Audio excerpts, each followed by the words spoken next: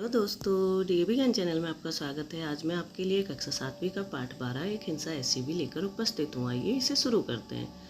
विद्यालय की छुट्टी होते ही संयम जैसे ही विद्यालय के दरवाजे पर पहुंचा, उसकी माँ गाड़ी में उसका इंतजार कर रही थी। वह दौड़कर गाड़ी की तरफ गया तो देखा नाना जी गाड़ी में बैठे थे। नाना जी को देखकर वो बहुत खुश हो गया। उसने नाना जी के पैर छूकर उन्हें प्रणाम किया और उनके पास गाड़ी में जा बैठा। सबके गाड़ी में बैठते ही माँ ने गाड़ी आगे बढ़ाई। कुछ बच्चे गाड़ी के सामने आ खड़े हुए। अक्सर विद्यालय की छुट्टी के समय बहुत भीड़ होने के कारण अव्यवस्था देखने को मिलती थी। माँ उनके हटने का इंतजार करने लगी। संयम यह देखकर जोर से बोला, माँ इनके ऊपर गाड़ी चढ़ा दो, कोई जरूरत नहीं है इनके निकलने का इंतजार करने की। उनके हटने के बाद माँ ने कार आगे बढ़ाई और वे घर की तरफ चल पड़े। जैसे ही गाड़ी लाल बत्ती पर रुकी, कुछ बच्चे गाड़ी के पास आ खड़े हुए। वे गरीब बच्चे थे और खाने के लिए कुछ मांग रहे थे। संयम उन्हें देखते ही बोला, ये बच्चे कितने बेकार हैं, क्यों हैं ये दुनिया में।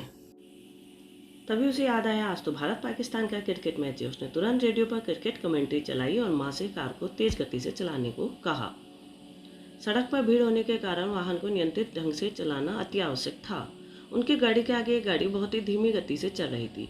संयम उसकी धीमी गति के कारण बहुत खींच रहा था। उसने उस गाड़ी चालक को भूला भरा कहना शुरू कर दिया। वह बार बार बोलता, ऐसे बेकार के लोग जिन्हें गाड़ी चलानी नहीं आती, वाहन लेकर सड़क पर निकलते ही क्यों हैं। जब वे उस गाड़ी के आगे निकले तो उन्होंने पाया कि एक दिव्यांग व्यक्ति उस गाड़ी को चला रहा था। जल्द ही वे घर पहुंच गए। पाकिस्तान के गेंदबाज अच्छी गेंदबाजी कर रहे थे। यह देखकर संयम बहुत परेशान हो रहा था। वह बार बार उन्हें बुरा भला कह रहा था। नाना जी संयम की बातों को बहुत ध्यान से सुन रहे थे कि तभी दरवाजे की घंटी बजी।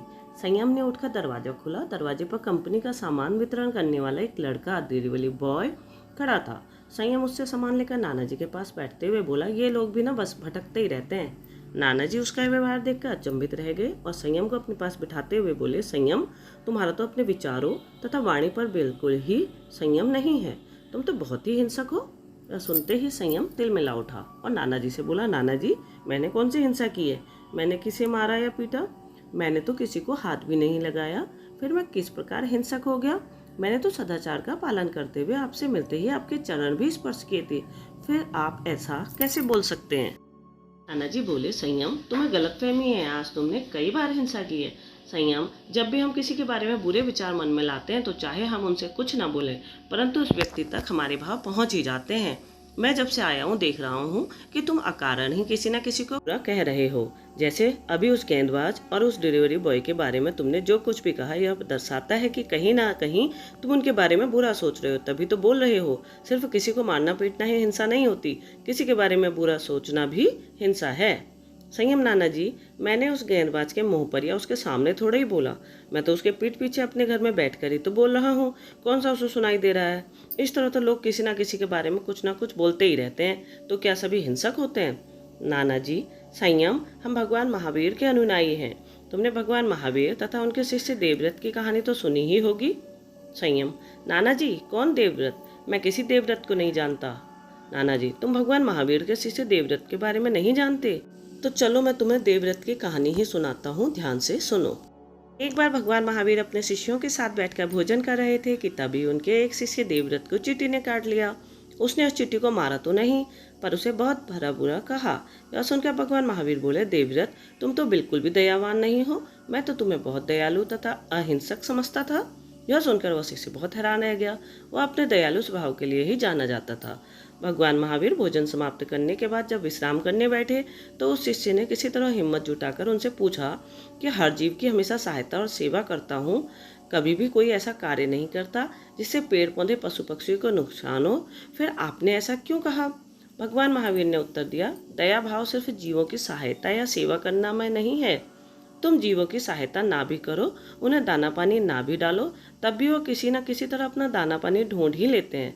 तुमने उस चींटी को मारा तो नहीं, परंतु अपने विचारों और शब्दों से उसे हानि अवश्य पहुंचाई। भगवान महावीर आगे बोले, शिष्य हमेशा याद रखो, दयालु वही है जो किसी पर शारीरिक अथवा मानसिक हिंसा नहीं करता।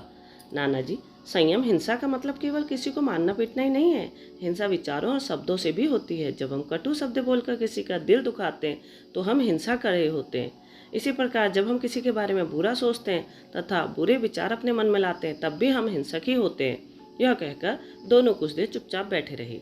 नाना जी फिर आगे बोले, क्या तुम्हें अब भी लगता है कि तुम हिंसक नहीं हो?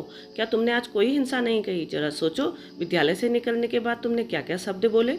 संयम सोच में पड़ गया।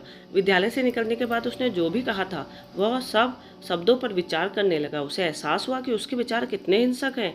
उसने अपने नाना जी से वादा किया कि वह अपने विचारों को बदलने का प्रयास अवश्य करेगा, क्योंकि उनकी तरह उसके जीवन में भी हिंसा का कोई स्थान नहीं है। अब इस कहानी का अभ्यास कार्य देखते हैं। पहला प्रश्न है, इस कहानी में संयम के नाना जी ने कहा, संयम तुम तो बहुत ही हिंसक हो, इससे उनका क्या तात्पर्य था?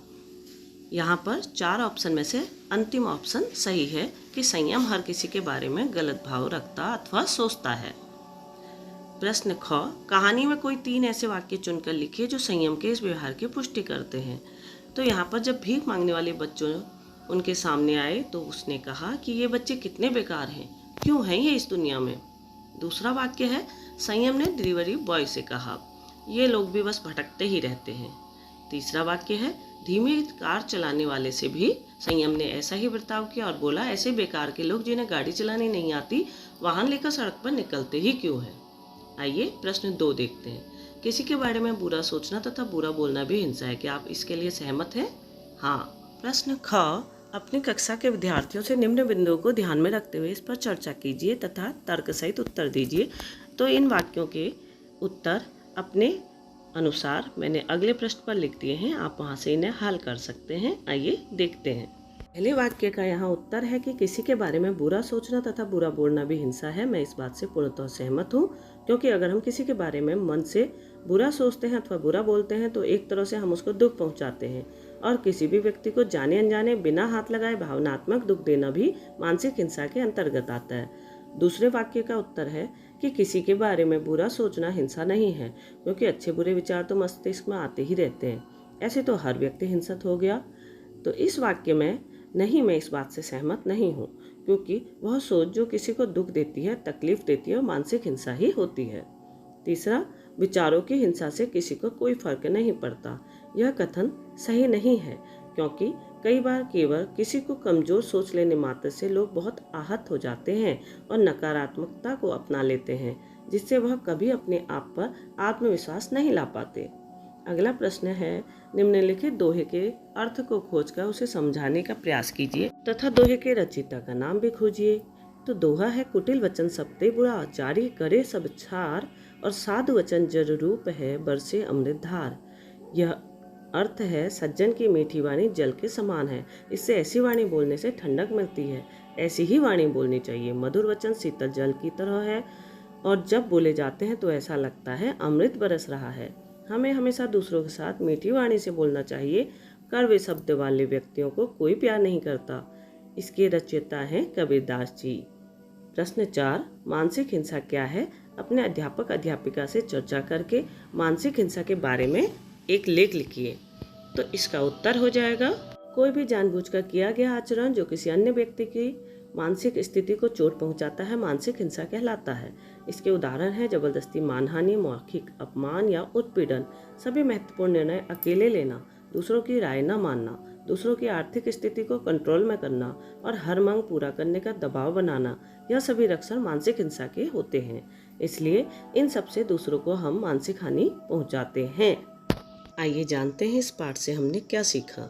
हिंसा केवल वह नहीं होती जिसमें किसी को नुकसान होता है, बल्कि हिंसा वह भी है जिसमें हम किसी को मानसिक विचारों एवं वाणी से बुरा बोलते हैं अथवा सोचते हैं। आओ खोजे के अंतर्गत जैन तथा बौद्ध धर्म में मानसिक तथा शारीरिक हिंसा के बारे में जो चर्चा की गई है उसके बारे में जानकारी इकट्ठा करने को कहा गया है।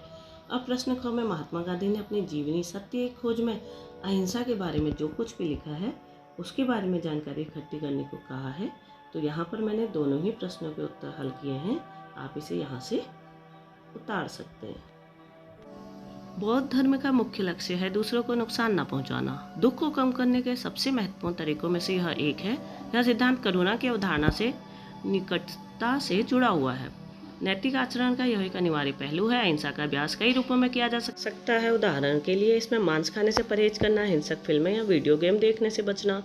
जैन धर्म में अहिंसा का एक मूलभूत सिद्धांत है जो अपनी नैतिकता और सिद्धांत की आधारशिला का गठन करता है। यहाँ अहिंसा का अर्थ है हिंसा का अभाव या अन्य जीवों को नुकसान पहुंचाने की इच्छा का अभाव। अहिंसा की अवधारणा जैनों ने न केवल मनुष्यों तक बल्कि सभी जानवरों, पौधों, सूक्ष्म जीवों और सभी प्राणी जिनमें जीवन या जीवन की संभावना हो तक करते हैं। प्रत्येक जीवन पवित्र है और हर किसी के पास अपनी अधिकतम क्षमता तक निडर जीने का अधिकार है। गांधी जी के अनुसार मनुष्य प्राकृतिक रूप से अहिंसा प्रिय होता है और विपरीत परिस्थितियों में भी वह हिंसक रूप धारण करता है। वे कहा करते थे कि अहिंसा ही समस्त शक्तियों में सबसे शक्तिशाली है। वे कहा करते थे कि कमजोर नहीं बल्कि सही अर्थों में शक्तिशाली ही क्षमा कर सकता है और जो हिंसा करता है वास्तव में वह कमजोर ही है। मैं आशा करती हूँ कि इस पाठ को समझने के लिए मेरी यह वीडियो अवश्य सहायता देगी। फिर मिलते हैं एक नई वीडियो में एक नए पाठ के साथ। तब तक के लिए नमस्कार।